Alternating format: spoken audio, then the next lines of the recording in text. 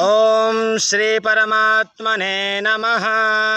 ओम श्री परमात्मने नमः। अथ द्वितीयोऽध्यायः।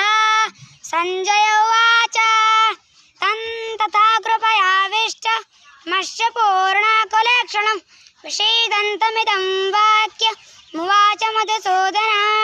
श्रीभगवानुवाच कुतस्त्वाकस्मलमिदं विषमेशमुपस्थितम् अनादिजुष्टमस्वर्ग्य न कीर्तिकरमर्जुन क्लैब्यं मासुगमपार्थ नैतत्त्वय्युपपद्यते क्षुद्रं हृदये दौर्बल्यं त्यक्त्वोत्तिष्ठ परन्तप।